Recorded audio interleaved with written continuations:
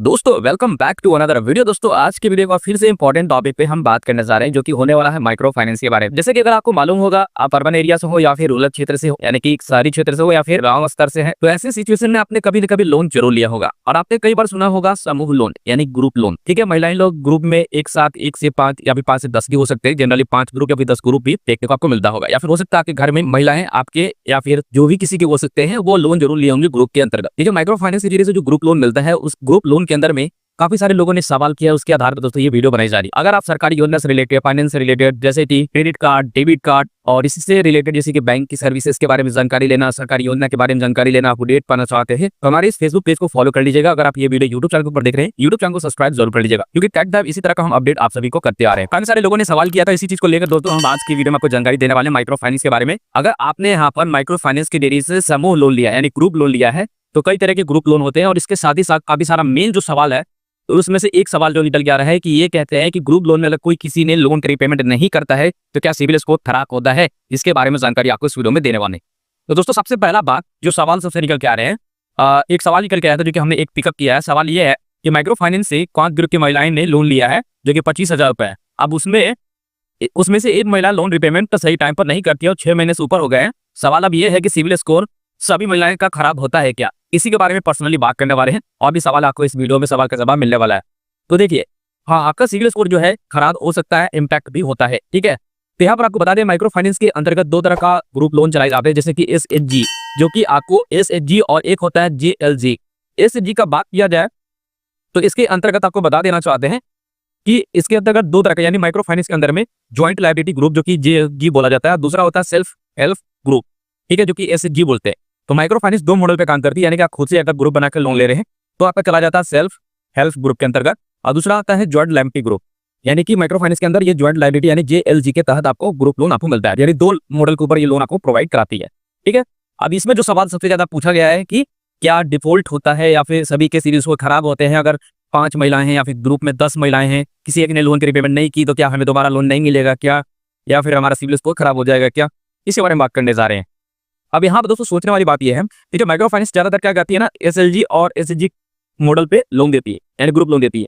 एक महिला अगर डिफॉल्ट करती है तो ग्रुप कलेक्टिव लायबिलिटी हो जाता है। क्या मतलब एक कोई भी महिलाएं हैं, अगर वो पेमेंट नहीं करती हैं, 5 में से 1 नहीं करते मान लो, तो उसमें होता है कि लायबिलिटी सभी क्या होता है कि आप उस ग्रुप को लोन को रिपेमेंट करवा दो, मिलता है। ठीक है, पहला बात यहाँ पर सवाल जो करते हैं उसको समझिए। माइक्रो फाइनेंस जो है महिलाओं को डिफॉल्ट मार्क करती है अगर वो लोन रिपेमेंट नहीं करती है पूरे 3 महीने तक।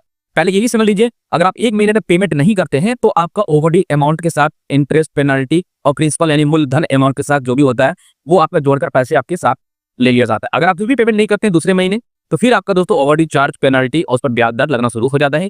फिर आपका जो भी मूलधन होगा उसके साथ जुड़ जाएगा।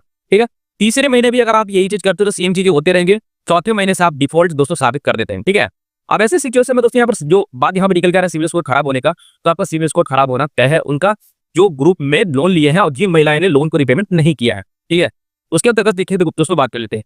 लेकिन ग्रुप लोन होने के कारण आपको बता देना चाहते हैं, बैंक या फिर माइक्रो फाइनेंस के सिस्टम में ये करता है कि ग्रुप का लोन रिपेमेंट जो हुआ है वो कैसा रिकॉर्ड है, रिकॉर्ड मेंटेन करता है, देखता है कि जो ग्रुप में लोन मिला है उस ग्रुप का बिहेवियर कैसा है लोन रिपेमेंट करने का। ठीक है, साथ ही साथ अगर इसमें ऐसा पाया गया कि पूरे ग्रुप का लोन रिपेमेंट बिहेवियर जो है, अगर सही टाइम पर पेमेंट नहीं करते तो बिहेवियर जो है खराब हो जाता है और रिस्क हो जाता है, आपको नेक्स्ट टाइम लोन नहीं मिल सकता है। ठीक है, तो रिस्की हो जाता है, तो ऐसे में आगे चल के आपको दिक्कत हो सकता है। अब यहाँ दोस्तों सबसे अच्छी बात यहाँ पर समझिए, मैं जैसे कि मैंने बताया कि मान के चलिए कि 5 महिलाएं में से 1 महिलाएं ने लोन रिपेमेंट नहीं कर रहे काफी महीने से, तो देखिए बाकी के साथ क्या हो सकता है, क्या सिविल स्कोर खराब होगा कि नहीं होगा, ये भी जानना काफी जरूरी है। तो देखिए होता क्या है कि इम्पैक्ट लेवल क्या होगा, मैंने सिविल पे और भी जो बच्चे हैं मान के चलिए कि 4 लोग सही तरीके से पेमेंट कर रहे हैं, पेमेंट नहीं कर रहे, तो बाकी पे क्या सिविल स्कोर की इम्पैक्ट पड़ने वाला है। देखिए 100% इम्पैक्ट नहीं होता है। जो लोन लिया है, पहले समझिएगा, ग्रुप में जो लोन सबको मिला है वो लोन में से मान के चलिए कि 4 महिलाएं भर रही हैं, 1 महिलाएं भर नहीं रही है, तो थोड़ा थोड़ा सब में इम्पैक्ट होता है, पर 100% सभी में इम्पैक्ट नहीं होगा। और जो सबसे ज्यादा इम्पैक्ट होने वाला है उन महिलाओं के ऊपर होगा जो लोन रिपेमेंट नहीं कर रही है, उनके सिविल के ऊपर अपडेट कर दिया जाएगा और डिफॉल्ट मार्क कर दिया जाएगा। अगर 3 महीने से ऊपर अगर वो पेमेंट नहीं करते हैं या अगर कोई भी किस्ती पेमेंट नहीं करते हैं, तो वैसे सिचुएशन में आपका ओवरड्यू के साथ साथ 3 महीने के बाद डिफॉल्ट साबित हो जाते हैं। ठीक है, आपके पैन कार्ड के अंदर में चीजें देखने को मिलता है। तो यहाँ पर 100% का मतलब ये है कि 100% यहाँ पर कोई भी चीजें सभी के ऊपर लागू नहीं होता है, मैंने 100% सभी के ऊपर खराब नहीं होगा, 100% सिविल इम्पैक्ट सभी के ऊपर नहीं लागू होंगे कुछ हद तक पॉइंट आपको ड्रॉप होने को देखने को मिलेगा, क्योंकि ये है ग्रुप लोन। ठीक है, यहाँ पर अगर ईएमआई डिले करते हैं ग्रुप के नाम पे तो ऐसे में रिफ्लेक्शन होती है, इस वजह से बाकी मेंबर का भी इसको थोड़ा थोड़ा डाउन हो सकता है। ठीक है, अगर डिफॉल्ट बहुत लॉन्ग टर्म के लिए हो जाता है, जैसे कि 90 दिनों से प्लस, जैसे मैंने आपको बताया कि पेमेंट ही नहीं करा तो इसमें डिफॉल्ट मार्क हो जाता है। अब यहाँ पर सबसे बड़ा सवाल ये भी निकल के आता है कि सबसे बड़ा नुकसान क्या होता है। ठीक है, दोबारा आपको लोन नहीं मिलेगा रिन्यूएबल टाइम में, यानी कि मंथली अभी 25,000 मिला था, दोबारा आप मान लीजिए 50,000 को उम्मीद किए थे, या फिर कोई भी अमाउंट आपको दोबारा मिलेगा या रिन्यूएबल के टाइम में, तो वैसे में होगा क्या कि मुश्किल होगा लोन लेने में, क्योंकि ग्रुप की 1 महिला या फिर 2 महिला जो भी है वो सही टाइम पे पेमेंट लेगी, तो ग्रुप की जो भी है रिस्क आ जाता है, क्योंकि उनका पेमेंट बिहेवियर को देख के बैंक नहीं देना चाहती या फिर माइक्रो फाइनेंस लोन देना नहीं चाहती, क्योंकि भाई लोन रिपेमेंट नहीं कर रहे हैं, क्योंकि लोन से ही वो पैसे कमाते हैं, ब्याज से ही पैसे कमाते हैं। अगर उनका पेमेंट नहीं करते हैं तो वो आपका ग्रुप का जो माहौल है वो खराब हो जाता है, इस कारण से आपको लोन देने से कतराती है। ठीक है, अब यहाँ पर समझ लीजिए लोन की लिमिट कम भी हो सकती है। अगर आपने ठीक है जैसे तैसे करके पेमेंट्स करा भी दी, 25,000 रुपए मिले, तो हो सकता है फिर लास्ट टाइम आपको 20,000 रुपए मिले, क्योंकि रिस्क बहुत बढ़ जाता है, जिस कारण से आपको लोन अमाउंट बढ़ा कर नहीं अगले टाइम बल्कि आपको कम करके देने को बात कहती है। अब ऐसा सिविल को सही कैसे रखा जा सकता है, इसके बारे में भी जानना काफी जरूरी है। ठीक है, डिफॉल्ट मेंबर की अगर बात करें तो इंटरनल ग्रुप सेटलमेंट होता है ग्रुप नॉर्म्स की बात के हिसाब से। जैसे कि मान लीजिए अगर आप, जैसे कि मैंने आपको बताया कि 5 महिलाएं में से 1 महिलाएं लोन रिपेमेंट नहीं कर दें, तो ऐसा हो सकता है कि आप सभी लोग मिलके 4 लोग मिलकर उनकी लोन की रिपेमेंट कर दें, ताकि सभी के सीबीआई के ऊपर कोई भी इंपैक्ट 1% भी ना पड़े और सबका सही तरीके से काम चल जाए और ग्रुप का भी नाम खराब ना हो, क्योंकि ग्रुप बना है तभी आपको लोन ग्रुप लोन मिला है। ठीक है, माइक्रो फाइनेंस के अंतर्गत। अब ऐसे सभी को मिलकर यहाँ पर लोन को क्लियर करना होगा, तभी जाकर आप डिफॉल्ट से बाहर निकलेंगे। माइक्रो फाइनेंस दोबारा क्या करती है, रिक्वेस्ट दोबारा ट्राई करती है। अगर आप सही टाइम से नेक्स्ट टाइम से अगर पेमेंट वगैरह सही करते हैं, आपको बड़ा लोन भी आपको दे सकती है। फ्यूचर के लिए ग्रुप मेंबर स्ट्रांग हो जाता है अगर आप उनके सही तरीके से पेमेंट्स वगैरह करते हैं। अब यहाँ पर दोस्तों सबसे इंपॉर्टेंट बात यहाँ पर ये निकल के आता है, काफी सारे लोग ये भी पूछते हैं मेरे से सवाल, ये कि माइक्रो फाइनेंस के जब हम समूह लोन लेते हैं तो घर घर आकर जो भी एजेंट रिकवरी वाले होते हैं आकर बहुत परेशान करते हैं, प्रताड़ना करते हैं। तो ऐसे सिचुएशन में मेरा ये घर घर आके एजेंट क्या करते हैं, बैठ जाते हैं, देर आकर बैठते हैं, बिना परमिशन के बिना नोटिस के घर आकर बैठ जाते हैं और बदतमीजी करते हैं। अब जब हटता है तो गाली गलौज भी करते हैं लोन रिकवरी करने के लिए। तो ऐसे सिचुएशन में आप क्या कर सकते हैं, ऐसे सिचुएशन में आप उन्हें एफआईआर दर्ज करा सकते हैं, शिकायत दर्ज करा सकते हैं थाने में सीधा। और उससे पहले मैं आपको माइक्रो फाइनेंस से आपने जहां से भी ये चीजें किया पहले उनको जानकारी दे दे कि आपकी जो भी एजेंट रिकवरी थे लोन रिकवरी करने के नाम पे आए थे वो मुझे इस तरह से प्रताड़ना कर रहे हैं। अगर वहां से भी आपको राहत नहीं मिलता तो थाना में आप बिल्कुल संपर्क कर सकते हैं।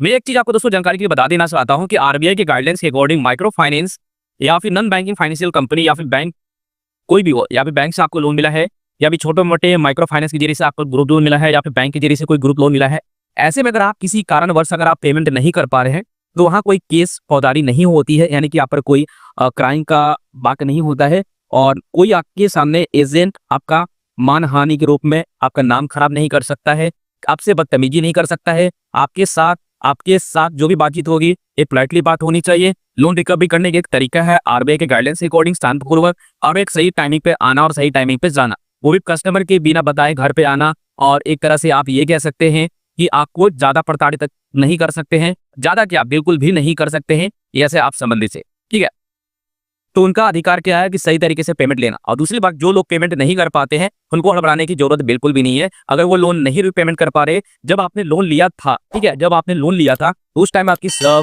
जो भी आपकी प्रॉब्लम होंगी वो आपकी प्रॉब्लम जो भी होंगी उस टाइम आपने जो लोन लिया था, और लोन लेने के बाद अगर आप कोई भी पेमेंट मिस कर देते हैं, चाहे आपकी ईएमआई अमाउंट है वो मिस कर दे रहे 1 मंथ 2 मंथ जो भी आपकी है, और पेमेंट करने में असक्षम रहते हैं, तो ऐसे में आपके पास नोटिस जरूर आएंगे, लेकिन नोटिस को आपको रिप्लाई जरूर देना होगा बैंक को या फिर माइक्रो फाइनेंस को बताना होगा खुद से कि हमारे साथ ऐसा सिचुएशन है। लोन लेना क्राइम नहीं है। लोन अगर पेमेंट नहीं कर पा रहे किसी कारणवश, ये जानकारी आपको बैंक को देनी होगी। बड़ा लोन ईएमआई अमाउंट है उसे आप परिवर्तन भी आप जाकर बैंक में आप करा सकते हैं। अगर माइक्रो फाइनेंस आपने लोन लिया है, चाहे बैंक से लोन लिया है, तो वहां जाकर दोबारा आप छोटे छोटे अमाउंट में भी आप पेमेंट करके लोन की कुल जरूर कर सकते हैं। लेकिन अगर आप गलत तरीके से जानबूझकर आप उनका पेमेंट नहीं करना चाहते तो ये इलीगल में जरूर आ सकते हैं। इस बात को याद रखें। लोन लेने से पहले हमेशा इस बात को ध्यान में रखें कि लोन तभी ले जब लगे कि आप लोन की रीपेमेंट कर पाए। ठीक है, जब लगे कि रीपेमेंट कर पाए तभी आप लोन ले, या रखा लोन ना ले। दूसरी बात, कोई भी माइक्रो फाइनेंस या फिर बैंक से आप लोन लेते हैं तो आपके सिविल में रिपोर्ट हो जाता है कि आपने इतने रुपए का लोन लिया है या फिर ग्रुप लोन लिया है और आप इतने महीने से पेमेंट कर रहे हैं या फिर पेमेंट नहीं कर रहे। जैसे कि मैंने आपको पहले ही बता दिया, अगर आप लोन की रीपेमेंट नहीं करते 1 महीने तक तो वो ओवरड्यू में रहता है, ब्याज और ओवरड्यू चार्जेस लग जाते हैं, जिसे शॉर्ट फॉर्म में गाँव में बोला जाता है ओडी लगना, तो ओडी वही लग जाता है। दूसरा चीज की कोई भी एडवांस पेमेंट आप किसी को पेमेंट ना करें। जैसे कि कोई भी एजेंट आता है गांव घर में, किसी घर में आता है, महिलाएं के साथ बैठता है, वो देर रात तक बैठ रहा है, धमकी की दे रहा है कि पेमेंट नहीं करेंगे तो नेक्स्ट टाइम से आपका सिविल ब्लॉक कर देंगे, तो आपका पैन कार्ड ब्लॉक कर देंगे, ऐसा कुछ भी नहीं होता है। अगर आप पेमेंट नहीं कर रहे हैं, ईमानदारी पूर्वक आप सही तरीके से काम कर रहे हैं, आपने लोन लिया था, लोन पे पेमेंट नहीं कर पा रहे हैं, या फिर जॉब आपकी चली गई है, या फिर इस पर कुछ आपके साथ कुछ प्रॉब्लम हो रखा है, फिर भी आपको कॉल करके हरासमेंट किया जा रहा है, या फिर आप आपके घर पे आकर देर रात बैठ जा रहे हैं, ये गलत है। एक टाइमिंग होता है जो कि लगभग अगर मेरे हिसाब से वो 10 बजे से लेकर 4 शाम के 4 बजे तक ही कॉल कर सकते हैं, और घर पे आने से पहले उनको एक नोटिस देना होगा, तभी जाकर आकर रिकवरी कर सकते हैं, उससे पहले बिल्कुल भी नहीं। और आपको कोई भी रिकवरी एजेंट हो, चाहे आपने वो फोन खरीदा है, चाहे लोन लिया है, किसी भी प्रकार का हो सकता है।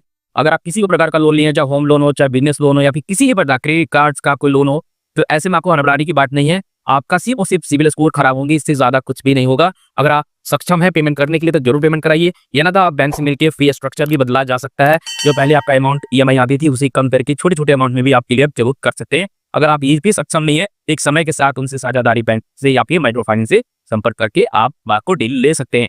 बाकी आपको कोई जेल नहीं होगी, आपकी कहीं भी कुछ भी नहीं हो सकता है, कोई भी आपको बिगाड़ नहीं सकता है, क्योंकि लोन लेना क्राइम नहीं है, लोन रिपेमेंट भी करना क्राइम नहीं है। लेकिन अगर आप जानबूझ के पेमेंट नहीं करें तो ये इलीगल एक्टिविटी में आते हैं, आपको कुछ भी हो सकता है, आपको थाना भी जाना पड़ सकता है। लेकिन इस केस में अगर आप बिल्कुल सही हैं, आपके पास पेमेंट नहीं है, पैसा नहीं है, कहीं से कुछ भी नहीं हो पा रहा है, कोई भी एजेंट आपको कॉल करके हरासमेंट कर रहा है, धमकी दे रहा है, ऐसे कर देंगे, आप आधार कार्ड ब्लॉक कर देंगे, पैन कार्ड ब्लॉक कर देंगे, तो ये इसका आप एफआईआर कर सकते हैं कंप्लेंट बैंक में, या फिर माइक्रो फाइनेंस की कंपनी में जाकर आप उन्हें कंप्लेंट रेज कर सकते हैं। अगर वहां से सुनवाई नहीं होता तो थाना में भी जाकर आप कंप्लेंट दर्ज कर सकते हैं कि हमें प्रताड़ित कर रहे हैं, कॉल करके हरासमेंट कर रहे हैं। ये सारी चीजें जानकार हमको आप दे सकते हैं, क्योंकि आपके साथ वो गलत कर रहे हैं। आरबीआई के अकॉर्डिंग कोई भी परेशान नहीं कर सकता है, किसी का अधिकार नहीं है किसी को कोई भी बदतमीजी से बात करना। लोन ले ही लिया है अगला कस्टमर, लेकिन उसे आप प्रताड़ित नहीं कर सकते, उससे बदतमीजी नहीं कर सकते हैं। अगर कस्टमर सक्षम है तो ठीक है, अगर कस्टमर सक्षम नहीं है तो उसे फिर भी फोर्सफुली नहीं कह सकते हैं कि कब पेमेंट करेंगे, कब पेमेंट नहीं करेंगे। तो इस बात को हमेशा ध्यान रखें। ये गांव घर के लोगों को मालूम नहीं होता है, बहुत सारे ऐसे एजेंट आज भी गली घर में गांव में घूम रहे हैं, और रिकवरी के नाम पे ये सारी चीजें हो रही है, हंडली भी हो रही है। लोगों को आज भी लोन की रीपेमेंट होने के बावजूद भी ओवरड्यू का चार्जेस जो होता है आज भी ऐसी पेंडिंग पड़ा हुआ है। तो दोस्तों उम्मीद करती है जानकारी आपको काफी पसंद आई होगी। जरा सा भी वीडियो पसंद आई तो वीडियो को लाइक एंड शेयर जरूर करेगा। मिलते हैं किसी नेक्स्ट इंटरेस्टिंग वीडियो में, तब तक के लिए good bye and take care.